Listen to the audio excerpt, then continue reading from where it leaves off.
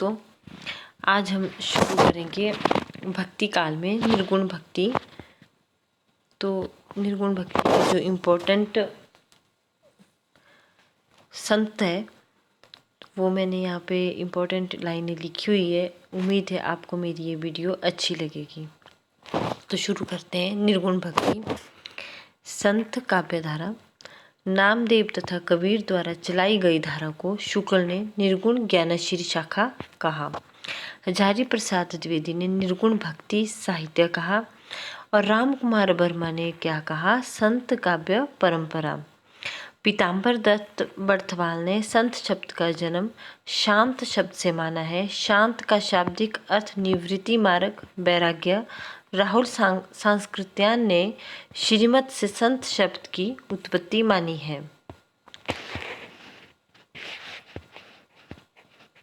Doctor Shiv Kumar Sharma ने संत शब्द का जन्म सत शब्द से माना है, जिसका शाब्दिक अर्थ है ईश्वरोन्मुख सजग पुरुष। संतों ने बाह्य आडंबरों का विरोध किया।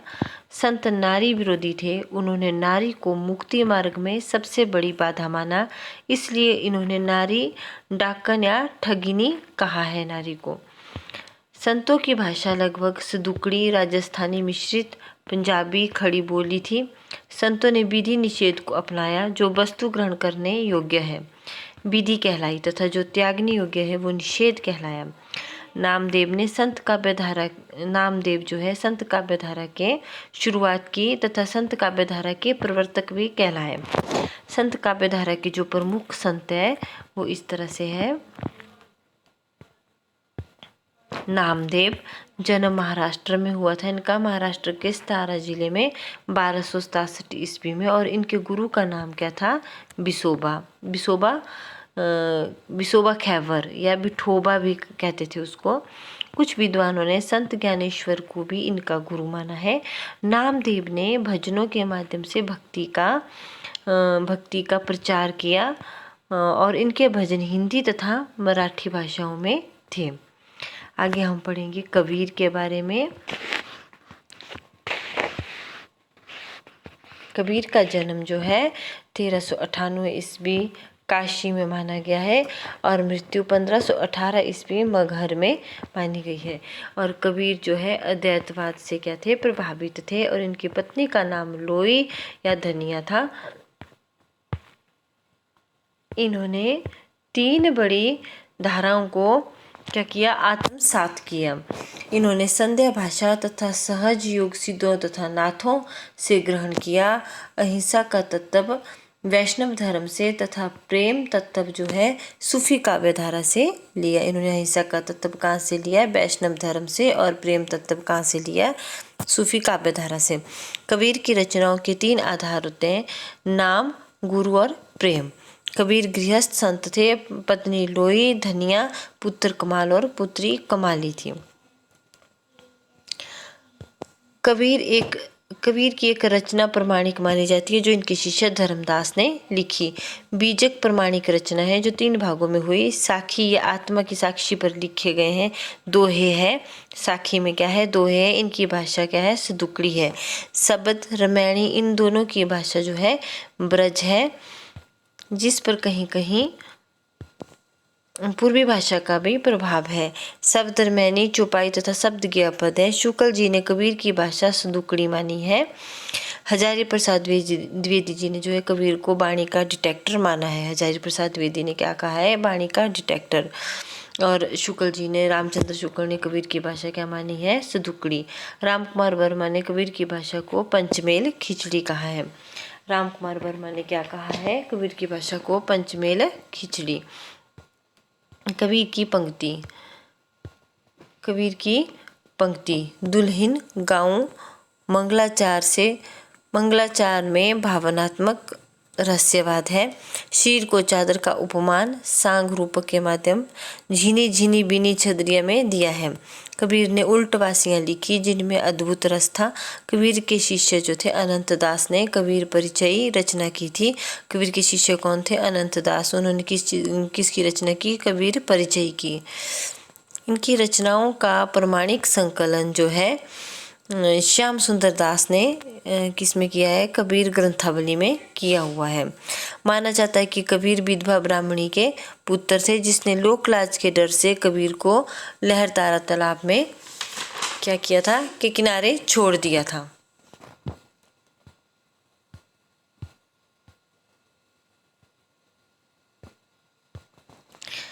कबीर का लालन पालन नीरू और नीमा नामक जुलाहा दंपति ने किया। धर्मदास की स्वतंत्र रचना जो है सुख निदान है। कबीर सिकंदर लोदी के समकालीन थे। कबीर किसके समकालीन थे? सिकंदर लोदी के। विषम साहनी ने कबीर के ऊपर कबीरा खड़ा बाजार में शीर्षक से क्या लिखा था? एक नाटक लिखा था। किसने? विषम साहनी ने। किस शीर्षक से? कबीरा खड़ा बाजार में। तीसरे तार सप्तक के कवि जो केदारनाथ सिंह थे, उन्होंने क्या लिखा था कबीर पर? उत्तर कबीर शीर्षक में काव्य रचना की। आगे हम पढ़ेंगे रैदास के बारे में। 1398 से 1448 तक रैदास कबीर के समकालीन थे, जो क्या करते थे? चर्म कार्य में रत थे, चमड़े का काम करते थे। रैदास प्रिय अलंकार जो इनका क्या माना जाता था? रूपक माना जाता था। मीरा के गुरु कौन थे? रैदास थे। इनकी प्रसिद्ध पंक्ति है, प्रभु जी तुम चंदन हम पानी, जाकी अंग अंग बास समानी। इनके पद जो 40 है गुरु ग्रंथ साहिब में, इनके पद 40 पद जो है गुरु ग्रंथ साहिब में क्या है? संकलित है। गुरु ग्रंथ साहिब में रैदास जी के कितने पद संकलित है? 40। और ये किसके गुरु थे? मीरा के ये गुरु थे। ठीक है, आगे हम पढ़ेंगे गुरु नानक के बारे में। इनका जन्म जो है 1469 से 1538 ईस्वी तक माना जाता है। जन्म तलवंडी, वर्तमान में जिसे ननकाना साहिब भी कहते हैं।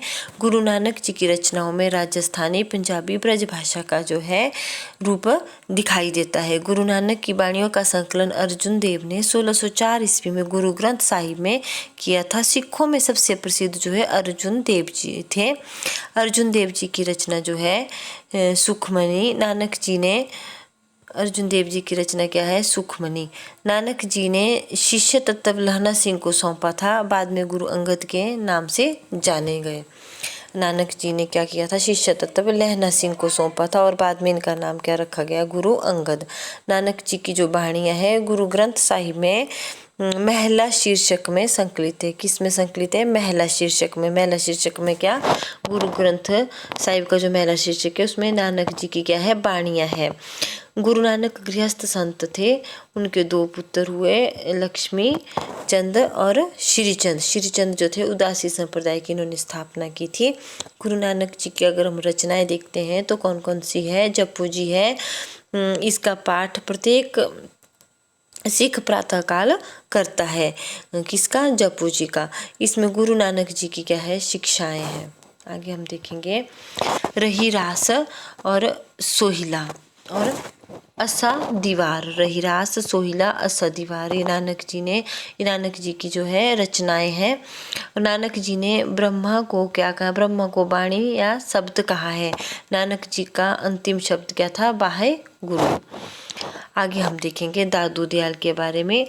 दादू दयाल जो है 1544 से 1603 ईस्वी तक माने गए। इनका जन्म और मृत्यु काल। जन्म 1544 अहमदाबाद गुजरात में माना जाता है। ये मुस्लिम महिला कौन थी? धुनिया के पुत्र थे, जिसने इनको साबरमती नदी के किनारे छोड़ दिया था और इनका लालन पालन एक ब्राह्मण ने किया। मूल नाम इनका दाऊद था। सबसे ज्ञानी संत थे और इन्हें दादू जी कहते थे। दादू जी घूमते घूमते राजस्थान में सांभर नाम पर पहुँचे। यहाँ पर 6 वर्ष रुकने के बाद गलताज आए, फिर देवसा दौसा जिसे कहा जाता है गए, जहाँ अपना शिष्य सुंदरदास को बनाया था। सुंदरदास जो किसका शिष्य था? दादू जी का था। दादू जी ने कबीर संप्रदाय में दीक्षा ग्रहण की और राजस्थान में 4 पीठ इनके हैं। राजस्थान में दादू जी के कितने पीठ है? 4 पीठ है। प्रधान पीठ इनका नरेना जयपुर में है और सत्संग स्थल जो इनका अलखद्रीबा में है। दादू दयाल की रचनाओं का प्रमाणिक संकलन जो है दादू दयाल नाम से किसने किया था? परशुराम चतुर्वेदी ने किया था। दादू दयाल की जो रचनाएं हैं दादू दयाल नाम से परशुराम चतुर्वेदी ने की। हरडेवाणी का संकलन संत दास जगन्नाथ दास ने किया। हरडे वाणी का संकलन किसने किया? इनका संत दास जगन्नाथ ने किया। दादू दयाल ने अंगबद्धू की रचना की, पूरा रज्जब जी ने किया। दादू दयाल ने किसकी रचना की थी? अंगबद्ध की थी। और पूरा इसको पूरा किसने किया है? रज्जब जी ने किया है। संप्रदाय देखते हैं तो परम ब्रह्मा दादू संप्रदाय के लोग सत्यनाम कहकर एक दूसरे का अभिवादन जो है करते हैं। दादू संप्रदाय के लोग क्या कहते हैं? सत्य नाम कहकर एक दूसरे का अभिवादन करते हैं। आगे हम देखेंगे रज्जब। इसका पूरा नाम रज्जब अली खान था और जन्म सागनेर में, और जाति इसकी मुस्लिम पठान, और पिता मान सिंह की सेना में सैनिक थे और गुरु इनका दादू दयाल थे। रचना देखेंगे इनकी रचना है सबकी रज्जबगी। रज्जब जी जीवन पर्यंत दूल्हे के वेश में रहे। मलुकदास, आगे हम देखेंगे मलुकदास देखेंगे। जन्म 1574, कड़ागांव इलाहाबाद। इनके शिष्य भारत के बाहर नेपाल तथा काबुल तक सुने जाते हैं। इनकी भाषा जो है ब्रज और अवधी, और संत काव्य धारा में अवधी भाषा का प्रयोग करने वाले प्रथम संत थे। अच्छा, संत काव्य धारा में अवधी भाषा का प्रयोग करने वाले प्रथम जो थे संत कौन से थे? अब जिसने अवधी भाषा का प्रयोग किया है ये थे मलुकदास जी। ठीक है, मलुकदास की रचना देखेंगे। ज्ञानबोध है, रतन खान है, और भक्त बच्छावली है। मलुकदास जी ने आलसियों का महामंत्र दिया है। आलसियों को जो है महामंत्र दिया है, अजगर करे ना चाकरी, पंछी करे ना काम। ये जो पंक्ति है किसकी है? ये मलुकदास जी की है। आगे हम देखेंगे सुंदरदास के बारे में। जन्म 1596 ईस्वी में दौसा में, और गुरु इनके दादू दयाल थे। इन्होंने 6 वर्ष की उम्र में दादू जी से दीक्षा ग्रहण की थी। ये वैश्य बालक थे। संतों में सबसे अधिक पढ़े लिखे जो कौन थे? वो सुंदरदास जी थे। संतों में सबसे ज़्यादा पढ़े लिखे कौन थे? सुंदरदास थे। सुंदरदास जी के छोटे बड़े 42 ग्रंथों का संकलन पुरोहित हरिनारायण शर्मा ने 2 भागों में सुंदर ग्रंथावली में किया। सुंदरदास जी के जो भी कितने ग्रंथ थे छोटे बड़े? 42 ग्रंथ थे। इनका संकलन किसने किया? हरिनारायण शर्मा ने 2 भागों में सुंदर ग्रंथावली नाम से जो है किया। सुंदरदास जी श्रृंगार रस के घोर विरोधी थे। इन्होंने केशवदास की रसिक प्रिया और नंददास की रस मंजरी रचना का क्या किया था? इन्होंने विरोध किया था। इन्होंने केशवदास की जो रसिक प्रिया थी और नंददास की जो रस मंजरी थी इसका विरोध किया था। और सुंदरदास जी की जो रचनाएं हैं ज्ञान समुद्र, सुंदर विलास, हरिदास निरंजनी ने संतों तथा नाथ संप्रदाय में कड़ी का कार्य किया, और बाबरी साहिबा जो है एकमात्र महिला संत है। तो सुंदरदास जी की रचनाएं कौन कौन सी है? ज्ञान समुद्र है, और सुंदर विलास है, और हरिदास निरंजनी जो है, हरिदास निरंजनी ने क्या किया? संतों और नाथ संप्रदाय में कड़ी का काम किया हरिदास निरंजनी ने। और जो बाबरी साहिबा थी वो एकमात्र क्या थी? महिला संत है। ठीक है, तो आगे हम पढ़ेंगे सूफी काव्य धारा। इसे हम अगली वीडियो में देखेंगे। तो इसी तरह से मेरी पूरी वीडियो देखें। ये आपके हर एग्ज़ाम के लिए जो है, जो भी आप हिंदी से रिलेटेड एग्ज़ाम देंगे, चाहे वो यूजीसी नेट हो, एलटी कमीशन हो, एलटी टेट हो, या पीजीटी हिंदी का एग्ज़ाम हो, तो ये सारी जो रचनाएं हैं और जो मैंने नोट्स बनाए हैं, ये उम्मीद है ये आपके काम आएंगे। और आगे हम सूफी काव्य धारा अगली वीडियो में देखेंगे। धन्यवाद।